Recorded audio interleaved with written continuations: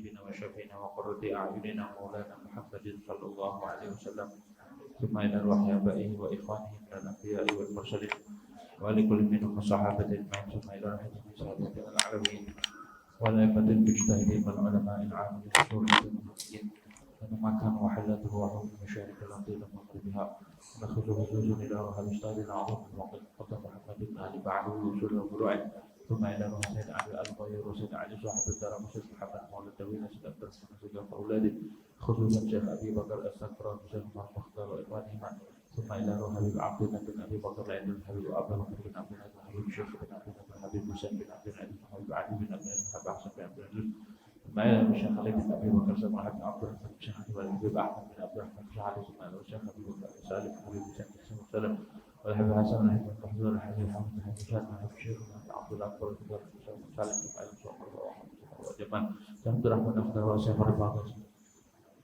هذا شيخ سعد بن مروان شيخ علي بن مروان شيخ علي بن مروان شيخ بجاح شيخ عبد الرحمن ولا شيخ الحسني شيخ أحمد بن حدب ثم إلى حبيب عمر بن عبد الرحمن العطوف شيخ علي بن عبد الله بن حبيب حسين بن عمر حبيب سالم بن عمر حبيب عبد الله بن عمر بن عبد الرحمن عبد ثم إلى عبد الله بن علي بن حداد وأولاده حسين بن حبيب حسن بن عبد الله الحبيب وحبيب أحمد بن حسن حبيب ثم إلى أحمد بن زيد الحبيش وأبي جعفر بن أحمد بن زيد الحبيش والحبيب أحمد بن عمر الهندوان والحبيب أحمد بن عمر بن زيد بن سمة الحبيب محمد بن زيد بن سمة الحبيب أحمد بن حسن عطوس الحبيب علي بن حسن عطوس الحبيب صالح بن عبد الله عطوس الحبيب أبو بكر بن عبد المطلب بن عطاس ثم إلى الحبيب حسن بن صالح بن الحبيب عبد الله بن سيد بن بحر الحبيب صالح بن سيد بن الحبيب عبد الله بن عمر بن يحيى والحبيب عثمان بن يحيى والحبيب عبد الله بن زبير والحبيب عبد الله بن كيف حبيب عبد الله بن الحبيب والحبيب زيد بن سيد بن والحبيب حسن بن الحبيب عبد الرحمن بن الحبيب مرحبا بن الحبيب عبد الله بن أبو بكر العديد ثم إلى روح الحبيب ثم إلى روح الحبيب علي بن عبد الرحمن علي بن محمد الحبيب الحبيب عبد الرحمن بن مشهور ثم إلى روح الحبيب علي بن عبد الرحمن مشهور ثم إلى روح الحبيب عبد الله بن عمر الشاطر والحبيب سالم إلى روح المهدي بن بكر بن عبد الله بن الحبيب حسن بن عبد الله بن عمر الشاطر ثم إلى روح الحبيب علي بن شهاب والحبيب محمد بن علي بن شهاب والحبيب عبد الله بن محمد بن علي بن شهاب ثم إلى روح الحبيب علي بن عبد الحميد الحبيب علي بن سلام عبد الله بن الحبيب أحمد صديق الحبيب عبد الله بن نصر عبد الله بن زيد والحبيب بن زيد بن عدرس ثم إلى روح الحبيب مع صاحب هذا حتى الحبيب أحمد بن عبد الله الحبيب مصطفى بن عبد الله بكر بن محمد السلام والحبيب بن شجاع والحبيب مع عبد الله بن الحبيب صالح بن موسى الحامد والحبيب عبد الحبيب طاهر والحبيب علي بن طاهر الحبيب علي بن محمد بن طاهر الحبيب الحداد والحبيب حسين بن حمزة الحداد خصوصا إلى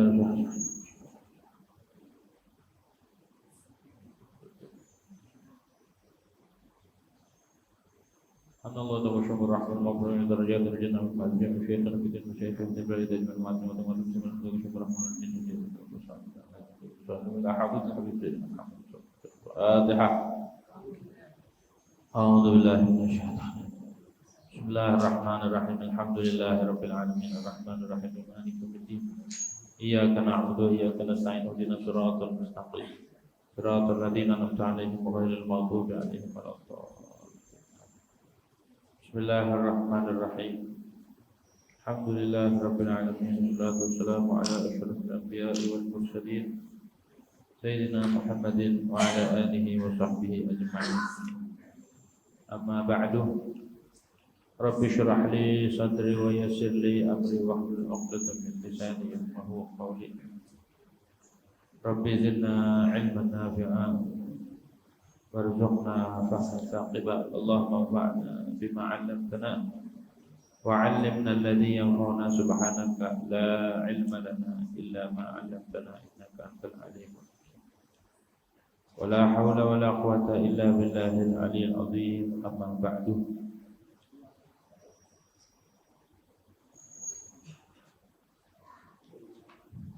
kita bahas bab korbannya. Qala al-mu'allif rahimahullahu ta'ala wa nafa'ana bihi wa bi barakati ulumihi fid darin amin. Babul udhiyati, bab menyatakan tentang udhiyah. Bidhamil hamzah wa kasra idhiyah atau idhiyah, menyatakan tentang kurban. Karena ini momennya momen Dzulhijjah, Asyur Dzulhijjah menjelang hari raya kurban, maka kita bahas hukum berkurban. Apa sih kurban? Kurban itu secara bahasa atau kurban itu di dalam fikih atau dalam syariat adalah ma yuzbahu fil zamanil ati taqarruban ila Allah Ta'ala. Sesuatu yang disembelih, hewan yang dipotong, disembelih pada zaman tertentu, di waktunya tertentu, tujuannya taqarruban ila Allah, karena mendekatkan diri kepada Allah Subhanahu. Jadi hari raya kurban itu ibadahnya kurban paling gede. Paling gedenya ibadah di hari raya kurban adalah berkurban. Ya, bagi yang mampu. Kalau nggak mampu, tidak anjurkan. Mana dasarnya? Wal aslu fiha qabla al-ijma' al-kitab wa sunnah. Dasarnya hukum berkorban itu sebelum ijma' ulama adalah Al-Quran dan hadis. Mana di Qurannya? Allah firmankan, "Fasholli li rabbika wanhar." Fasholli, maka salatlah kalian, salat hari raya Idul Adha. Li rabbika, terhadap Tuhanmu, wanhar, dan potonglah akan kurban. Ay shallil 'ida wanharin nusuka. Salatlah kamu akan Idul Adha, salat Id, setelah itu baru wanhar, nusuk, potong akan hewan kurban. Itu dasarnya perintah Allah Subhanahu wa Ta'ala. Juga perintahnya Rasul. Dan Nabi ngamalin juga. Wa khabaru Muslim annahu sallallahu alaihi wasallam duha bi kibashain amlahain aqranain. Dan di dalam Sahih Muslim hadis yang diriwayatkan oleh Imam Muslim, annahu sallallahu alaihi wasallam, bahwa Rasulullah SAW itu berkorban dengan 2 kibas, kambing kibas, domba yang cantik, keduanya bagus, memang putih warnanya, aqranain yang bertanduk, tanduknya bagus, hewan korbannya pun bagus. Nabi berkorban. Jadi Nabi itu tidak hanya menyuruh pemerintah, tapi Nabi juga melaksanakan. Jadi kita berkorban di hari raya kurban itu mengamalkan perintah Allah, mengamalkan perintah Rasul, dan ngikutin ajaran Rasulullah sallallahu alaihi wasallam. Itu tuh kurban. Dan hadis wa khabaru ma amila ibnu adam yauman nahri min amalin ahabba ila Allah min iraqatid dami wa innaha la ta'ti yaumal qiyamati biquruniha wa adlafiha wa inna ad-dama yaqau min Allah bimakanin qabla an yaqa'a 'ala al-ard fatibu biha nafsan. Kata Nabi, tidaklah beramal oleh manusia di hari nahar, tanggal berapa? Tanggal 10, 11, 12, 13 Yaumun Nahar. Yaumun Nahar itu tanggal 10, sisanya Ayyamut Tasyrik. Min amalin, dari satu amalan yang lebih dicintai kepada Allah Subhanahu wa Ta'ala. Enggak ada di hari itu amalan yang paling dicintai sama Allah Subhanahu wa Ta'ala. Min iraqatid dami, ketimbang mengalirkan darah. Maksudnya mah berkurban. Hari raya kurban itu ibadahnya yang paling afdol, yang paling disukai sama Allah adalah kurban, potong hewan kurban. Wa innaha la ta'ti yaumal qiyamati biquruniha wa adlafiha, dan hewan kurban yang kita kurbankan itu bakal datang di hari kiamat beserta tanduk dan kuku-kukunya utuh. Wa inna ad-dama yaqau minallahi bimakanin qabla yaqa'a 'ala al-ard. Dan darah yang mengalir ketika potong hewan kurban itu diterima oleh Allah Subhanahu wa Ta'ala sebelum darah itu jatuh ke tanah. Itu amalan yang paling afdal. Maka mumpung belum ketinggalan, yang mampu kurban. Kalau nggak mampu gimana? Motong ayam. Asal ayam dewek. Potong ayam sunnah. Karena ibadah yang paling afdal di hari itu adalah mengalirkan darah. Maksudnya motong. Bagi yang tidak mampu, maka dianjurkan ikut qaulnya Imam Ibnu Abbas. Beliau yang berpendapat katakan ya boleh potong awis itu bebek atau soang, gas dah, potong ayam. Entok, ya. Nanti darahnya itu diterima oleh Allah Subhanahu wa taala sebelum jatuh. Fatibu biha nafsan, maka baguskan dengan korban itu akan jiwanya. Maksudnya kalau kita korban yang rela, sukarela, ya ikhlas. Jangan pengen korban pengen ya sepertiganya buat, kan boleh tuh sepertiganya buat fuqara, 2/3-nya buat dibawa ke rumah. Kalau bagus tuh semuanya disedekahin. Bagus, boleh kita makan, sepertiga dimakan, sepertiga buat hadiah, sepertiga buat sedekah. Gitu. Andai kata dimakan semua boleh nggak? Kalau bukan korban wajib boleh, asalkan udah dikeluarin dulu. Wajib keluarin seukuran 1 kilo dah, di sodakohin dulu, keluarin dulu yang wajibnya, baru sisanya dimakan. Silakan. Tapi yang afdal itu disodakohin. Gitu ya. Makanya kata Nabi, fatibu bihan nafsan. Baguskan jiwa kita kalau berkorban. Dari sini difahami, orang berkorban itu bukan hanya zahir saja, ya. Hatinya pun kudu bagus. Nabi bilang fatibu bihan nafsan. Gak mungkin Rasul itu bicara sesuatu tanpa ada makna. Tidak mungkin bicara sembarangan, pasti ada makna. Maka ada istilah orang dulu kalau belum bisa motong bau ya dagingnya. Kalau belum bisa motong hatinya. Walaupun motongnya jago sambil merem deh kalau motong.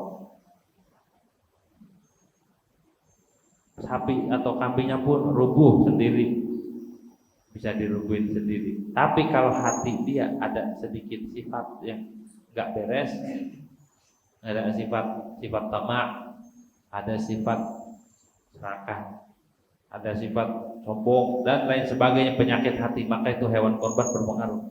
Jadi bawa aja tuh gitu. Cuma kalau andai kata ada hewan yang bau, jangan lantas wah ini orang beres, jangan. Ini urusan pribadi, jangan dituduh gara-gara hewannya bau. Kayaknya yang motong hatinya nggak bagus, dia nggak begitu juga, gitu ya. Nggak boleh kita menghakimi atau menghukumi orang. Tega, jangan.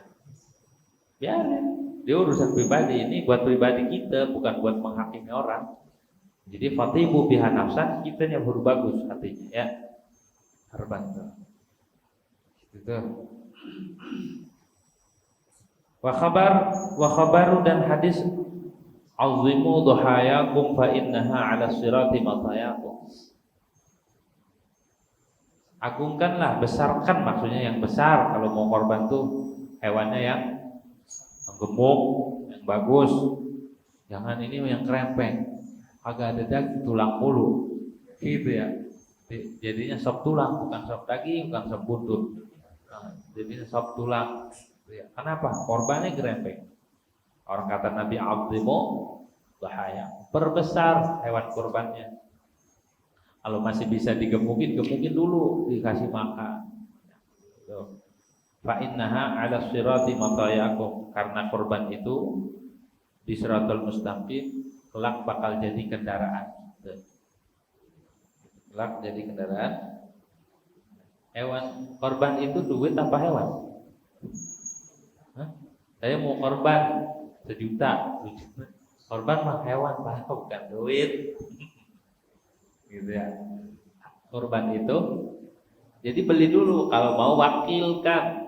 Saya wakilkan nih beliin hewan korban, ini duitnya. Jangan bilang saya mau korban tuh 1 juta. Korban pakai duit. Emang belinya pakai duit, tapi cara akadnya harus benar. Kalau mau masrahin atau mau mewakilkan, Bang, saya mau beli hewan korban, saya wakilkan tuh, pilihin yang bagus, pilihin, nih duitnya, belikan. Bukan begini, nih saya mau korban, tuh harga sapi berapa? 25, saya mau korban 25 juta. Emang duit dipotong? Ya kagak, ini potong mah. Jadi wakilkan dulu, Bang, saya wakilkan, beliin sapi ini ya, yang bagus, cariin. Jadi mudah cari. Bagaimana hukumnya korban itu? Wa madhabuna annaha sunnatun fi haqqina. Madhab kita, madhab Syafi'i, hukum korban itu sunnah muakkadah. Pada hak kita, bukan haknya Nabi. Kalau pada haknya Nabi, korban itu wajib. Nabi salat sunnah aja buat kita, buat Nabi wajib. Tahajud, salat witir, salat duha. Bagi kita, bagi Nabi wajib. Korban bagi kita sunnah, hukum asalnya sunnah muakkadah. Menurut madhab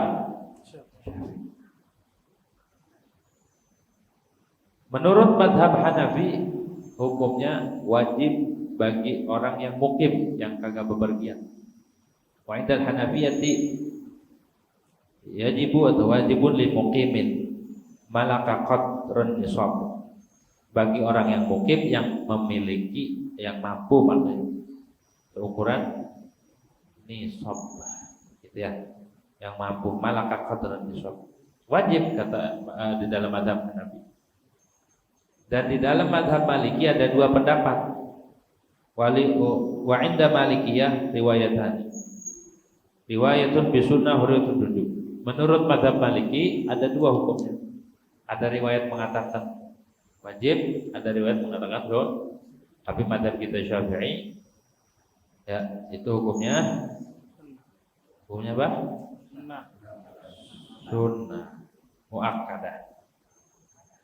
Walaupun bagi orang yang sedang berada di Mina. Mina itu orang yang melaksanakan haji tanggal 10 itu mau lontar Jumratul Aqabah yang subuh. Pas kita lagi Idul Adha, dia enggak disunahkan sholat Id karena dia lagi sibuk dengan prosesi haji. Walaupun orang yang di Mina itu juga sunnah walaupun udah bayar hadiah, wa'id ahda, walaupun sudah bayar hadiah, tetap gitu. Kata Nabi dalam hadis yang diriwayatkan oleh Imam Tirmidzi, di khabar Tirmidzi, umirtu bin nahri wa huwa sunnatun lakum. Aku diperintahkan kata Nabi dengan nahar. Nahar itu korban, potong hewan, sapi, onta atau kambing. Wa huwa sunnatun lakum, dan korban itu, nahar itu sunnah bagi kalian. Sunnah, itu dalilnya tuh.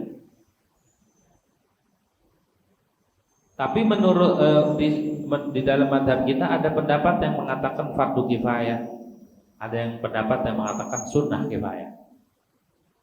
Wa indana qaulun bi fardhi kifayah wa qaul bi sunnati kifayah. Ada pendapat di madhab kita juga yang mengatakan korban itu hukumnya fardu kifayah, ada yang mengatakan sunnah kifayah.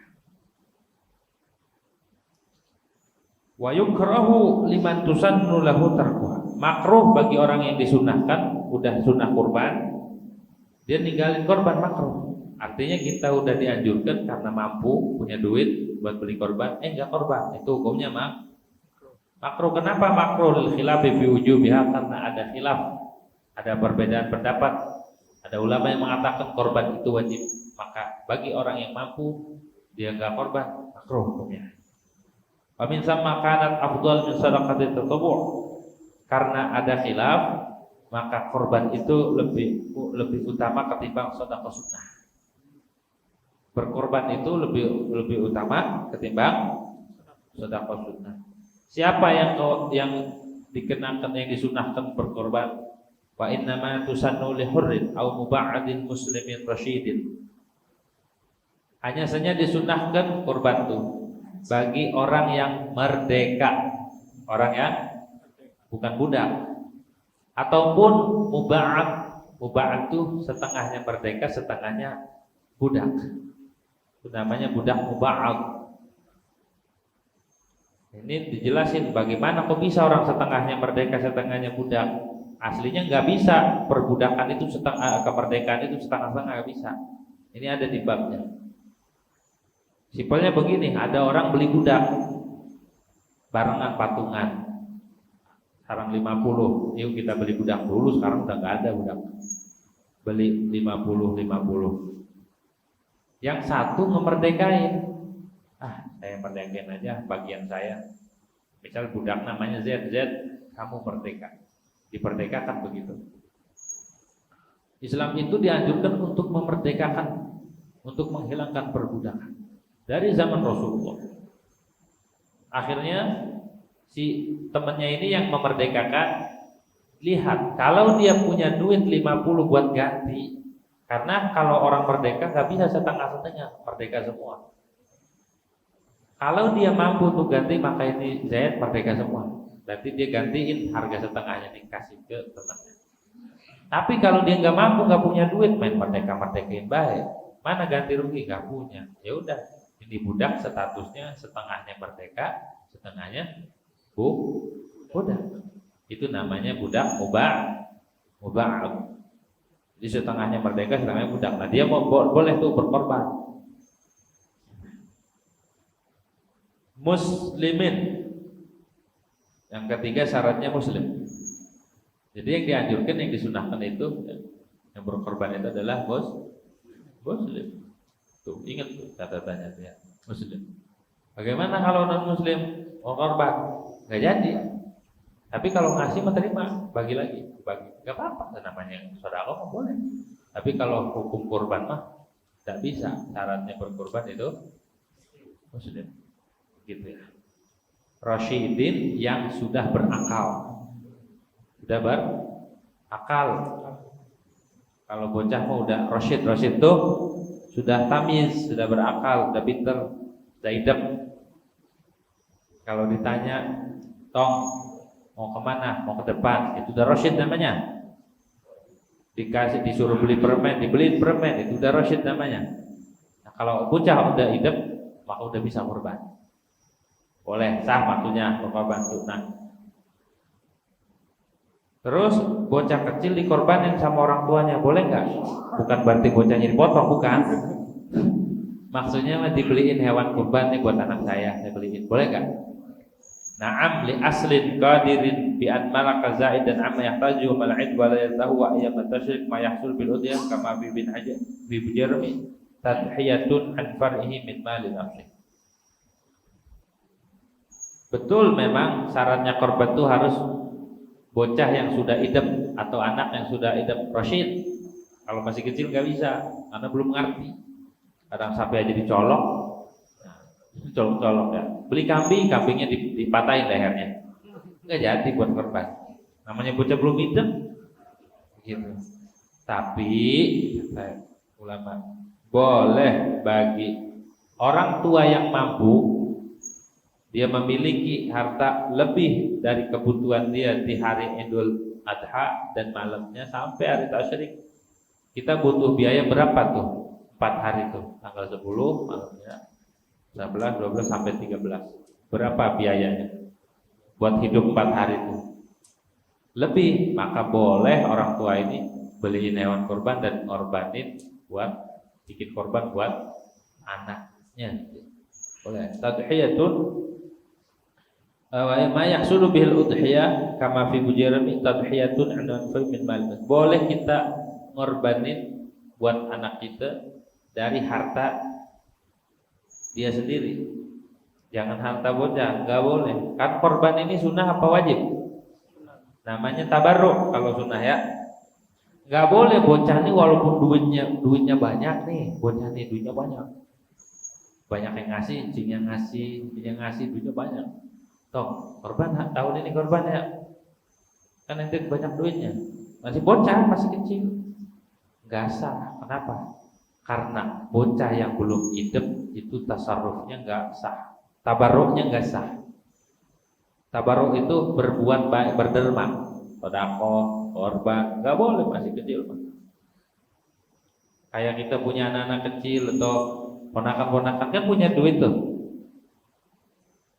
Walaupun kita seolah-olah ngajarin baik, nyumbang ke masjid itu lagi ada pembangunan, nggak boleh kalau pakai harta dia, nggak boleh ya, karena anak kecil itu tabarruknya tidak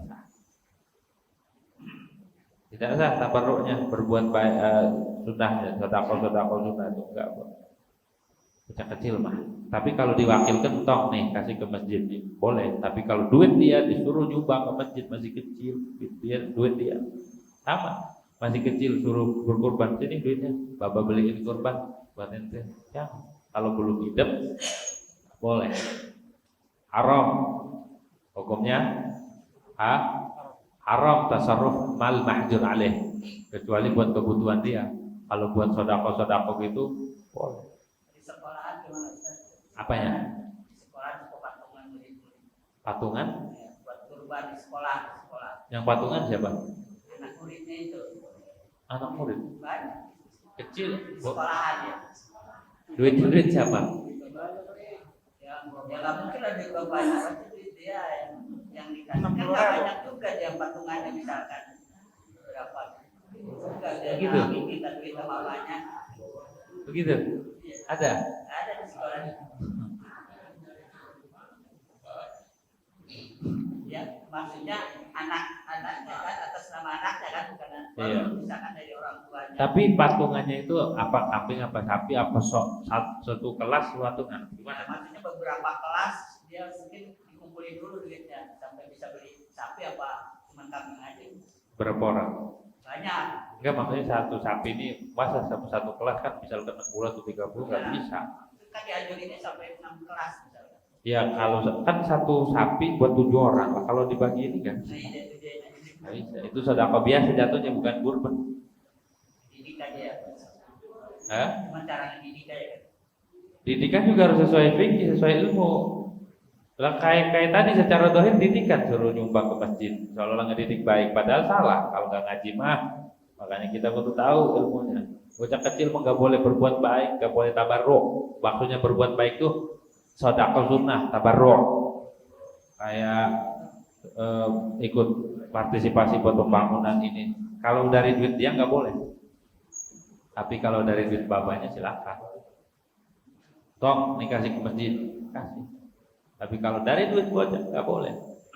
Sedangkan korban ini masuknya tabarruat, tatawwu', tabarru'. Gitu ya. Nah, tsumma hiya in ta'addada ahlul baiti sunnatu kifayatin. Kemudian kurban itu jika berbilang ahlul baitnya banyak, di satu keluarga ini banyak, maka hukumnya sunnah kifayah. Artinya sunnah kifayah kalau dalam satu keluarga ada yang berkorban, udah gugur tuntutan dari yang lain, udah kesunahannya udah dilakuin. Tapi pahala mah tetap bagi yang berkorban. Itu maksudnya. Kalau bocahnya ini sudah idem, mau korban sah itu mah. Wa tujzi'u min rasyidin minhum. Misal di keluarga, ayo patungan, ente nih banyak duitnya bocah, tapi udah hidup, ayo patungan korban, boleh itu.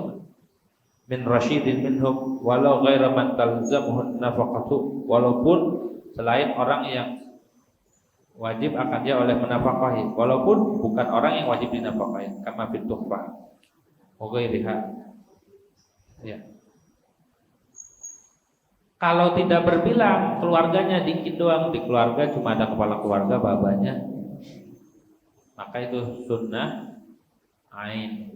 Sunnah hukumnya sunnah ain, bukan fardu ain tapi sunnah. Dia dituntut tuh, kena hukum, kena khitab, dianjurkan. Ya tapi kalau di keluarga itu banyak, cukup satu aja. Tapi kalau dia nggak berbilang, maka sunnah ain hukumnya sendiri, dia wajib sunnah. Terus yang dimaksud dengan ahlul bait itu apa? Wa fi tuhfati yahtamilu annal murad bi ahlil bait aqaribuhur rijalu wan nisa'u kama qaluhu fil waqfi ala ahli bait. Kemungkinan yang dimaksud dengan ahlul bait itu adalah kerabat dia, ya laki dan perempuan, kerabat. Kerabat itu ayah, kerabat maksudnya ibu, aqarib itu saudara, anak, itu namanya kerabat. Itu. Baik laki atau perempuan, itu yang dimaksud ahlul bait. Sebagaimana ulama katakan di dalam bab waqaf atas ahlul bait. Wa yuwafiquhu, dan sepakat akan maqalu ma marra an ahlul bait ta'addadu kana sunnata kifayatin wa illa bahwa ahlul bait itu jika banyak, berbilang banyak keluarganya, maka hukumnya sunnah kifayah. Tapi jika dikit, nggak berbilang keluarganya, maka hukumnya sunnah ain. Apa makna sunnah kifayah? Apa makna kauniha sunnata kifayatin ma kauniha tusannu likulin minhum?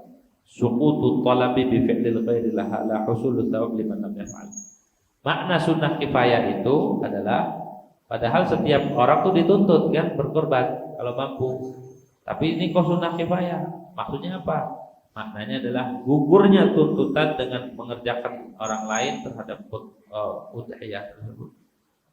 Bukan berarti maknanya hasil pahala buat rame-rame, bukan.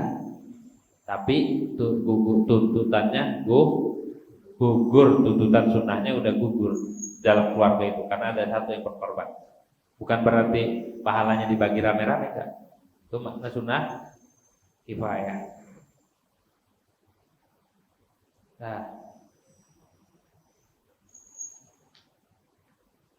terus ihtimal juga yang dimaksud dengan kerabat itu, ahlul bait itu adalah wa yahtabilu anna al-murada bihim ma yajma'uhum nafaqatu munfiqin wahidin walau tabarru'an. Yang dimaksud dengan ahlul bait itu adalah ma yajma'uhum, sesuatu yang mengumpulkan, menghimpun akan mereka oleh nafkah satu orang walau tabarru'. Orang yang dinafkahin sama satu orang.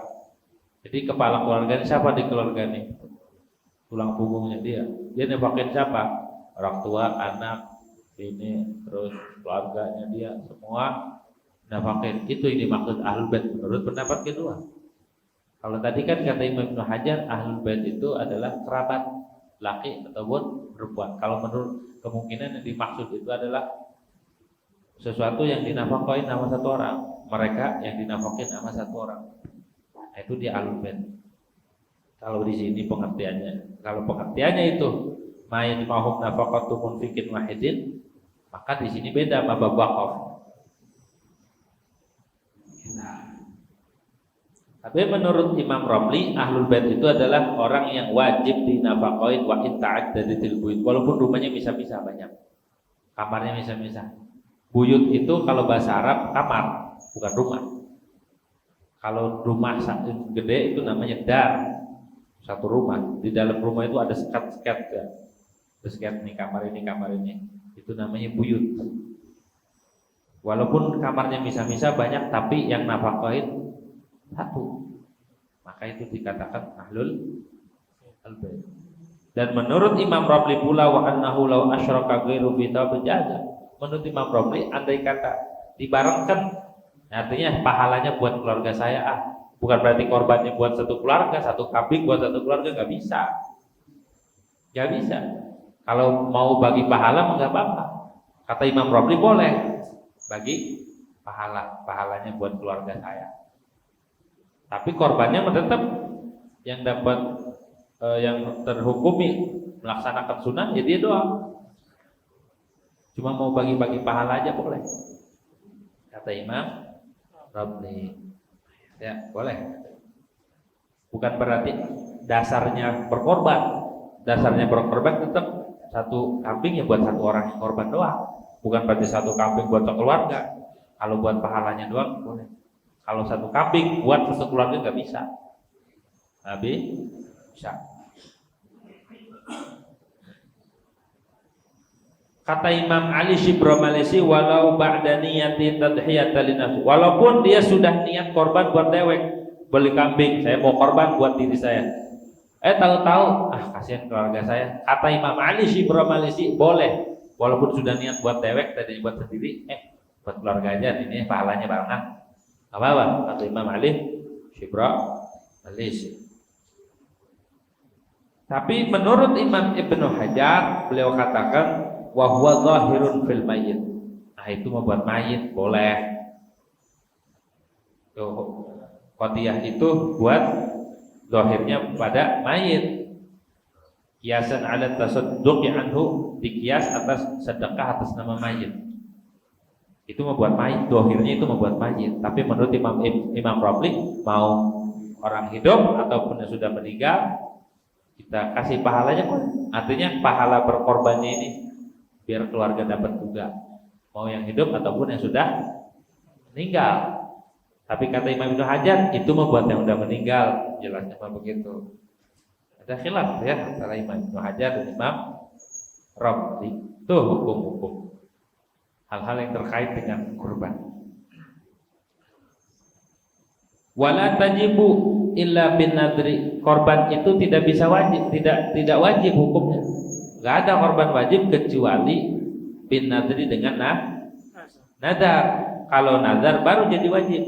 Seperti seluruh ibadah sunnah, kayak sholat tahiyatul masjid ataupun sholat sunnah yang lainnya, dia tidak bisa jadi wajib kecuali kalau dari rumah dia, saya mau nadar i'tikaf. I'tikaf sunnah apa wajib? Sunnah. Dia nadar maka jadi wajib i'tikaf.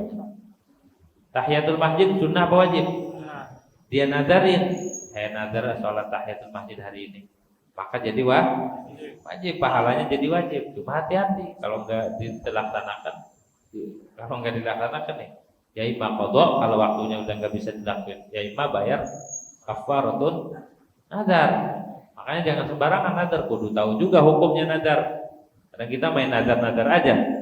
Gitu ya. Hukumnya kurban itu tidak wajib kecuali dengan nadar.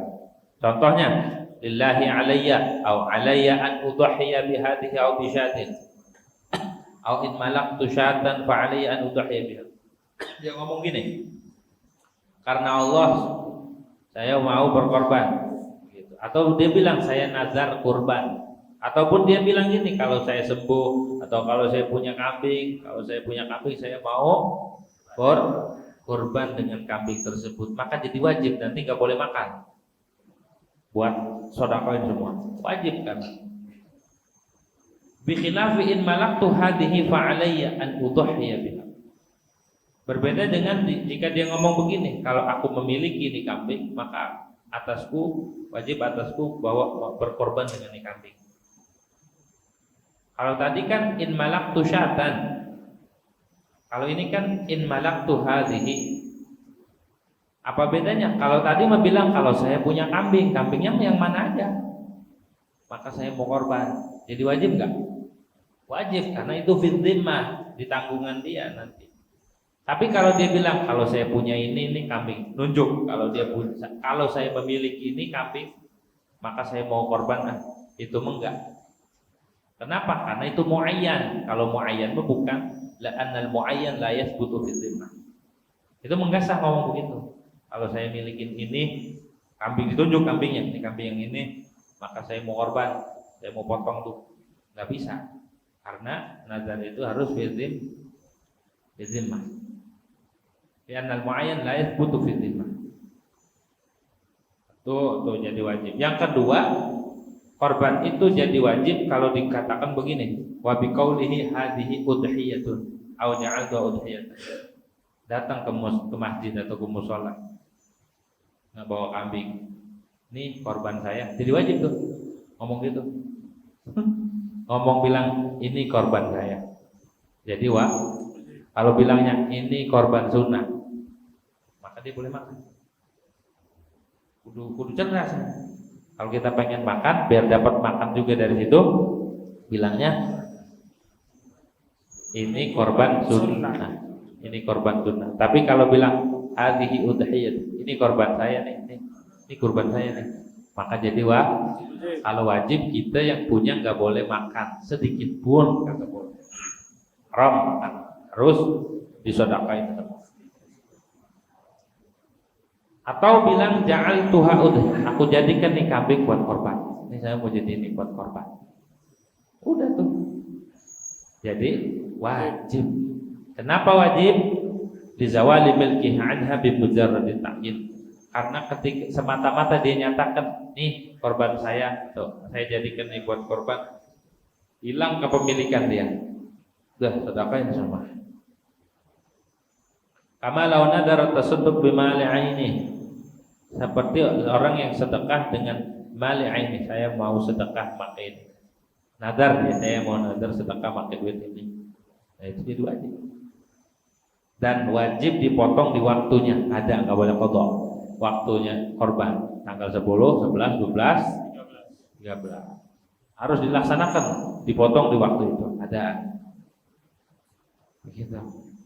Adaan tuh ya.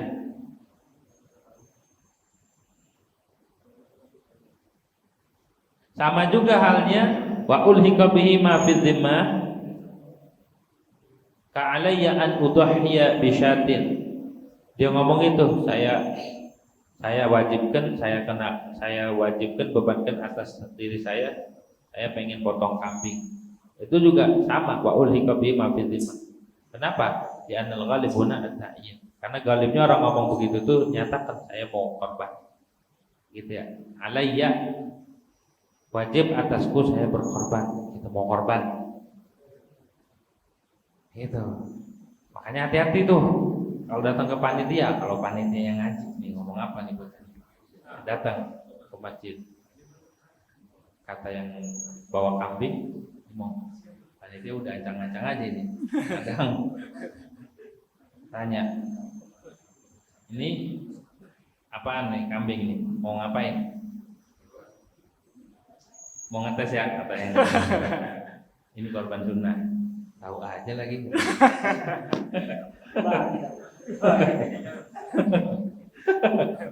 Tahu aja lagi biar dia bisa makan ya. Orang wajib dia nggak makan sama sekali. Nggak boleh. Iya. Kalau dia bilang ini korban saya, jadi wajib tuh.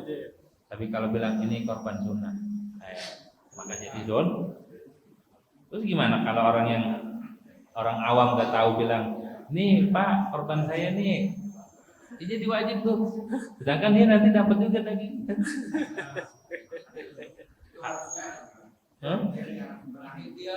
Panitianya kudu betul-betul. Nonton YouTube, ntar saya tayangin, nonton. Panitianya kudu betul-betul memilah dan memilih. Ini kasihan yang korban juga pengen makan. Karena kalau dia bilang ini korban saya jadi wajib, dia jadi zong, pengen nyate nggak bisa. Gitu ya.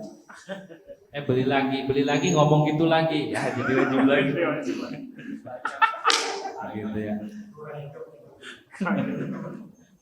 Kalau tadinya belum tahu gimana Ustaz? Kan udah ngaji mah tahu nih. Kita tahu nih. Pakai bahaya itu. Nanti dijelasin di sini. Wa kharaja bi qouli hadhihi udhiyah niyatu dzalik. Kalau cuma niat doang di hati enggak jadi. Kalau dia dilafadzin ini korban saya jadi wajib. Cuma kalau di hati doang ini korban saya. Itu enggak diucapin. Kalau orang ngomong ini korban saya nggak butuh niat, semata-mata dia ngomong begitu, ini korban, udah jadi wajib, hilang semua kepemilikan, nggak boleh dimakan. Tapi di sini diterangkan, fama yaqa'u minal 'ammah min qaulihim hadhihi udhiyatun jahilina ma yatarattabu 'ala dzalik bal wa in qasul ikhbat tasiru bihi maduratan. Apa yang terjadi dari orang awam, mereka ngomong ini korban, nih korban saya. Padahal mereka nggak tahu konsekuensinya kalau ngomong begitu tuh bakal jadi wajib. Walaupun niatnya dia mau ngasih tahu doang ini korban saya, maka jadi tasiru bihi manduratan kama bin. Tetap jadi seperti nazar. Jadi wajib walaupun nggak tahu. Walaupun nggak tahu. Makanya fungsinya ngaji di sini nih. Dia tahu ini korban sunnah. Tapi tetap pahalanya antara sunnah dan wajib gedean sunnah, gedean wajib lah. Ya, gedean wajib.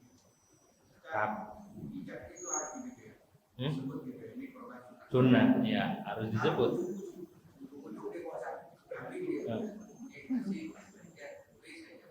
Tapi ngomong gak? Kalau nggak ngomong nggak jadi wajib. Kalau nggak ngomong ini korban saya nggak jadi. Kalau ngomong walaupun nggak niat jadi. Patungan, kolektif, terus ngasih duit ke panitia. Iya taukil itu ngewakilin ke panitia. Saya wakilkan buat beli sapi tuh duit. Ya kalau dia bilang saya kok sapinya nih, kalau duitnya mau enggak, duitnya bukan korban. Ada panitia saya mau korban, mana kambingnya? Nih duit. Kalau kolektif sapi, ya tergantung niatnya. Kalau dia niatnya mau berkorban wajib, jadi wajib. Kalau dia niatnya korban sunnah, maka sunnah. Kalau korban wajib, maka nggak boleh makan. Nah, kalau pengen makan korban biar selamat. Tapi kalau korban wajib, kita nggak boleh makan. Nyari tempat pemotongan lain. Cocok. Muter. Oh. Itu budaya aja. Nah, ada yang ngebela Imam Said Umar Basri. Tapi menurut kata Imam Said Umar Basri, lakin qala Said Umar Basri mahalluhu malam yaqsidul ikhbar. Selagi dia bukan niat ngasih tahu. Kalau dia niatnya ngasih tahu, ini korban saya loh, bukan. Kalau niatnya ikhbar ngasih tahu, lam ta'ayyan, maka nggak jadi wajib. Nggak jadi wajib tuh, nggak jadi ta'yin. Gitu ya. Hah? Oh, buat yang udah meninggal. Di dalam madhab kita ada dua pendapat. Menurut Imam Nawawi, juga diikuti oleh Imam Ibnu Hajar, dan mu'tamad yang kuat nih, yang dipilih, bahwa si mayit nih kalau nggak wasiat, maka tidak bisa, karena harus izin. Begitu dulu kalau kita sampaikan, harus izin. Sedangkan mayit susah izinnya, udah meninggal, mau dibangkitin, mau manggil siapa, begitu, nggak bisa ngebangunin, malah kabur kalau bangun. Mau izin ngapain? Saya bikinin korban. Kalau dia wasiat waktu hidupnya, siapapun yang pengen korban buat saya, pengen hajiin, pengen umrohin saya izinin, maka itu mau udah jadi. Kalau nggak diizinin, menurut Imam Nawawi, pendapatnya yang mu'tamad di dalam mazhab kita, itu tidak bisa. Harus orang yang hidup, kecuali si mayitnya ini wasiat. Tapi menurut Imam Rafi'i, walaupun kagak wasiat boleh. Ya, mendingan begitu caranya. Pahalanya aja kasih. Itu mah boleh semuanya juga, nggak ada perbedaan. Hah? Nah, boleh kalau menurut Imam Nawawi. Menurut Imam Rafi'i hukumnya boleh. Walaupun nggak wasiat, nggak apa. Kayak dikiasnya ke haji walaupun nggak wasiat dihajiin. Tapi menurut Imam Nawawi nggak boleh kalau nggak wasiat. Waktu hidupnya nggak nulis wasiat, saya izinin siapa aja yang bikin korban buat saya izinin. Enggak, kalau nggak nulis begitu, maka tidak boleh.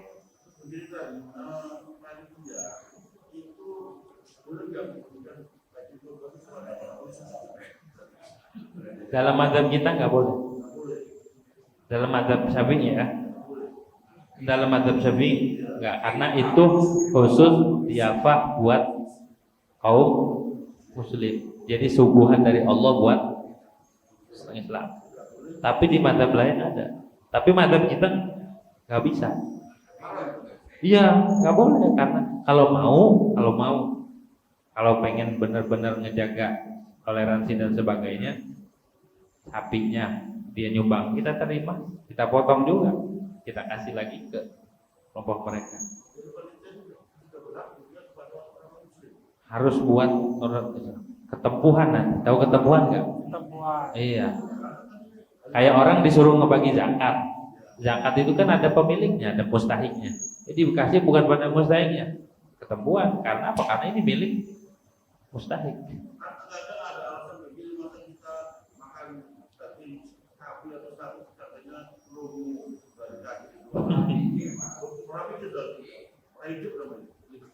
Ya kalau ngundang makan mah silahkan, tapi kalau buat ngasih nggak bisa. Iya nggak boleh, haram. Karena haknya siapa? Hak umat Islam. Jadi Allah ngasih lebaran umat Islam yang kagak punya di hari itu, disuruh makan daging semua. Ya biasa, kita modalnya cuma areng, susukan, apa kipas, gitu ya, patungan aja. Yang kagak bisa korban, beli arang, beli tusukan, kipas, keliling, kolek deh. Gitu ya. Ada lagi mau tanya? Jadi waktu jadi pendek banget. Iya pendek ya waktunya. Biasa mau tanya sih. Mau nanya apa? Silakan.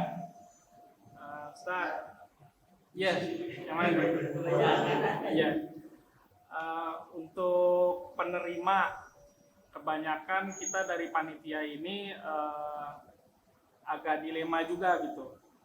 Yang pertama, pemerataan penerimaan kurban. Ada yang di sono dianggap belum dapat, ada orang ucok-ucok bahwa saya belum dapat nih. Ada nggak kriteria-kriteria khusus siapa yang lebih diutamakan Yang menerima Fukara pertama? Fukara dulu. Itu yang butuh dulu. Di situ sebenarnya nggak ada batasan. Kalau fukara mereka bebas, dagingnya mau dijual, mau dimasak. Kalau agnia, orang-orang yang berkecukupan, mereka hanya disuruh makan, dan sedekah, nggak boleh dijual. Hah? Kalau orang kaya dapat, biasanya kan dapat tuh. Boleh dia masak buat dimakan, boleh dibuat suguhan tamu, ngundang, boleh buat disedekahin. Tapi kalau dijual nggak boleh. Yang kalau orang fakir ngejual boleh, karena itu udah tamalluk. Kalau ini ibahah aja, boleh makan, boleh diapa, dan boleh sedekah. Kalau kepalanya boleh dijual nggak? Hah? Kepalanya boleh dijual nggak? Kalau yang nerima itu orang fukara boleh, tapi kalau yang nerimanya orang kaya nggak boleh, harus dimakan. Iya, punya siapa dulu Pak? Barengan apa enggak? Kolektif. Di panitianya ini ada yang orang nggak punya apa orang kaya. Kalau bareng-bareng ya haknya yang fukara silahkan dijual, tapi haknya orang yang kaya nggak boleh. Dia cuma boleh makan, boleh boleh diapa itu nyobain tamu, mudah ayo makan di rumah, makan daging.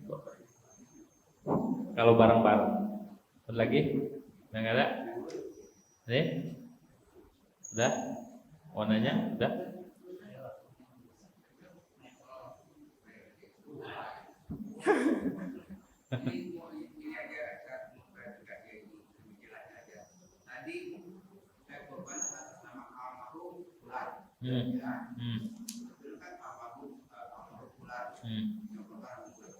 Bukannya yang masih hidup korban untuk pahalanya untuk almarhum bulan. Bukan begitu, atau boleh almarhum ini untuk korban boleh. Kalau yang dimaksud buat almarhum itu nih korbannya buat almarhum, membuatkan korban buat almarhum, itu tadi ada dua pendapat.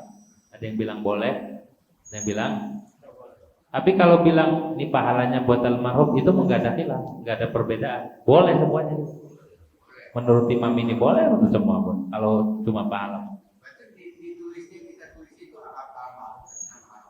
Kalau masih hidup. Kalau menurut Imam Nawawi, imam yang masih hidup, kalau almarhumnya nggak ada wasiat, kan nggak jadi tuh. Ada ulama yang mengatakan nggak boleh, nggak sah.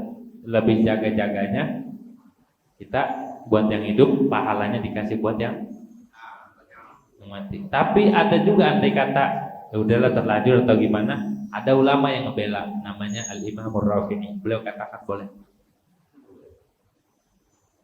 Intinya yang utama yang difatwakan ya pendapat Imam Nawawi. Kalau nggak wasiat, kecuali dia wasiat, tulis wasiat, ada wasiatnya. Nah kan jarang kita yang wasiat begitu. Makanya kita yang udah tahu hukum, pas mau meninggal tulis saja wasiat. Siapa saja yang mau bikin korban buat saya nanti ketika saya meninggal, silahkan saya izinin. Dah. Mau bikin kebaikan apa saya izinin, gitu ya. Gitu terus. Dah. Wallahu a'lam bishawab. Al-Fatihah. Alhamdulillah. Ihdinas Bismillahirrahmanirrahim. Alhamdulillah.